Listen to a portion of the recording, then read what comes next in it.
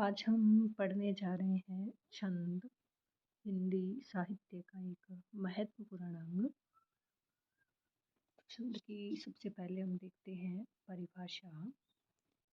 ऐसी रचना जिसमें यति, गति, चरण, दल, मात्रा, गण आदि के नियमों का ध्यान रखा जाता है, उसे छंद कहते हैं।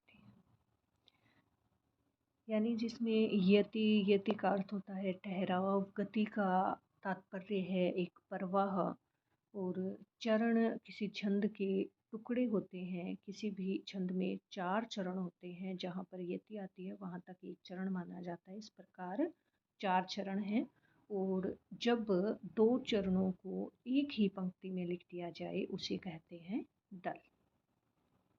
छंद का जो सर्वप्रथम उल्लेख है वो मिलता है ऋग्वेद के 10वें मंडल के 9वें सूक्त के 9वें मंत्र में।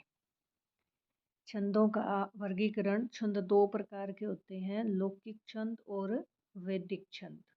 लौकिक छंद जो हैं वो फिर 2 प्रकार के हैं, मात्रिक और वर्णिक छंद। तो पहले मात्रिक छंद देखते हैं। मात्रिक नाम से ही स्पष्ट है, मात्रा। तो जिस छंद की गणना मात्रा के आधार पर की जाती है उसे हम मात्रिक छंद कहेंगे। मात्रा जो है वो स्वर के अनुसार, जैसे ए की मात्रा, आ की मात्रा, उनकी गणना करके जिस छंद को पहचाना जाए या जिस छंद का निर्माण किया जाए उसे हम मात्रिक छंद कहते हैं। मात्रिक छंद जो हैं वो 3 प्रकार के होते हैं, सममात्रिक छंद, अर्ध सममात्रिक छंद और विषम मात्रिक छंद। सममात्रिक छंद, सम का अर्थ है समान, कि जिस छंद के चारों चरणों में समान मात्राएं प्राप्त होती है उसे हम सममात्रिक छंद कहते हैं, जैसे चौपाई, गीतिका, हरि गीतिका।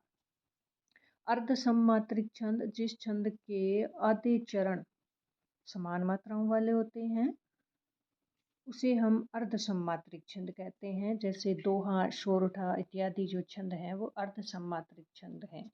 तीसरा जो इसका भेद है वो है विषम मात्रिक छंद, जिस छंद में न तो आधे चरण समान होते हैं न ही समस्त, अर्थात चरणों में अलग अलग जो मात्राओं की संख्या है वो प्राप्त होती है।